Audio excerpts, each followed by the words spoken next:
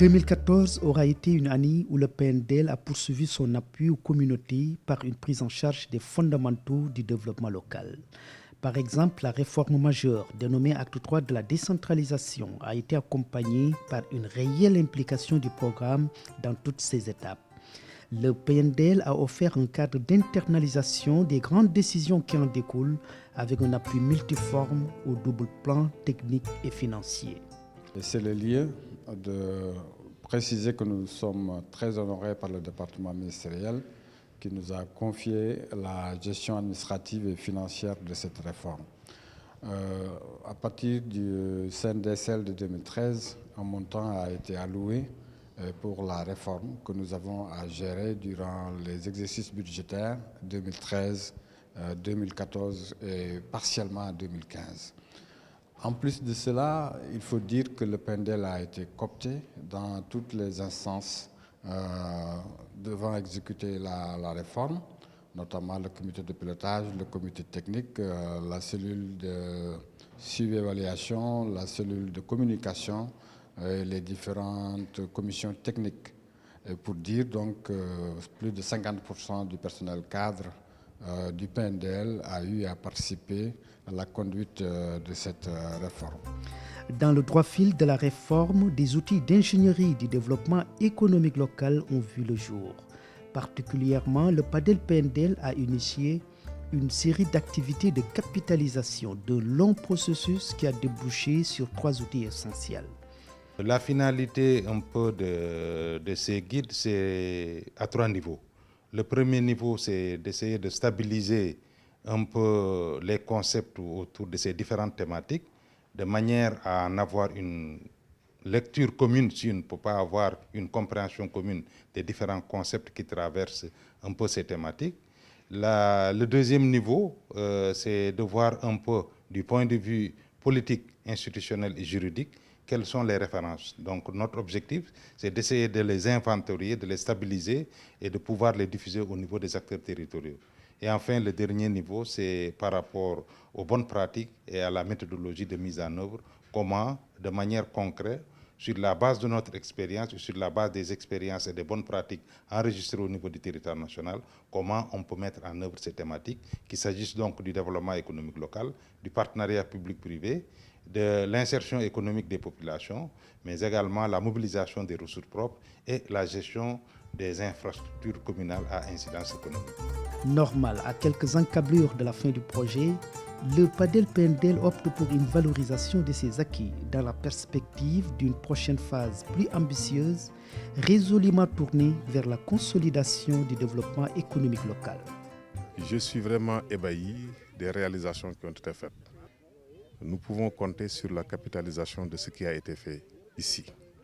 Des outils clairs, un encadrement et un accompagnement clair et également une vision dans ce qu'ils sont en train de faire. Donc ça, vraiment, nous pouvons tirer cela tout en demandant aux autorités également de pouvoir aider ces maisons de développement local à pouvoir continuer le travail et surtout sur le plan institutionnel à les maintenir et à les chercher un statut clair. Ça, je pense que ça pourrait aider ces populations qui en ont besoin et qui sont là. Et tout cela dans un cadre d'un grand programme qui est le PNDL. On peut dire que nous sommes satisfaits de ce que nous avons vu sur le terrain parce que la plupart des ouvrages ont été finalisés, livrés et il y en a même qui ont commencé à produire des impacts si l'on en tient compte à ce que nous avons vu et au témoignage des populations qui sont bénéficiaires de ces infrastructures. Il y en a d'autres qui sont à l'état de finalisation et qui nous pensons que d'ici ce qui reste du projet, ils vont être finalement terminés et réceptionnés. Donc ça nous satisfait en général. Au-delà des infrastructures, ce que recherche aujourd'hui donc le PADEL-PNDL, c'est l'autonomisation aujourd'hui donc des collectivités locales en termes donc de pouvoir faire donc leur mobilisation donc en ressources financières, mais surtout de pouvoir donc régler le problème donc de certaines filières qui pourraient éventuellement donc contribuer donc au développement économique et social donc de nos collectivités locales. Manifestement, le PPC-PNDL durant l'année 2014 aura réalisé des performances reconnues par les spécialistes. le défi de la passation des marchés est relevé. Près de 14 milliards de francs CFA de marchés attribués, dont les 12 milliards de francs CFA de contrats signés et approuvés durant la seule année, le fait est rare pour ne pas être signalé. C'est ce qui ressort de l'exploitation des statistiques qui résultent de la passation des marchés du PPC et de l'étude de la Banque mondiale qui a été commanditée dans les 8 pays de l'UEMOA. Et il ressort de cette étude que les délais de passation de marché dans le cadre du PPC sont largement inférieurs, quelquefois même 4 fois plus réduits que les délais qui ressortent de l'étude de la Banque mondiale au niveau national. Donc, sur la base de ce constat, on peut dire que le défi de la passation est gagné. Il reste maintenant à prendre très au sérieux le défi de l'exécution, puisque c'est peut-être le ventre mou de la mise en œuvre des projets dans l'ensemble de l'espace UEMOA. Et je pense qu'avec des actions de renforcement de capacité et aussi une claire conscience au niveau des autorités locales de cette mission, je pense que ce pari peut également être gagné. 2014 aura été marqué par des difficultés de mobilisation des ressources, particulièrement celles de l'État du Sénégal. Cela a négativement impacté la mise en œuvre des fonds de développement local, même si le taux d'engagement des ressources mobilisées se situe à 85%. Par contre, le renforcement des capacités des acteurs locaux a tenu la trajet haute. Des sessions de formation des formateurs démultipliées auprès des acteurs territoriaux ont été notées.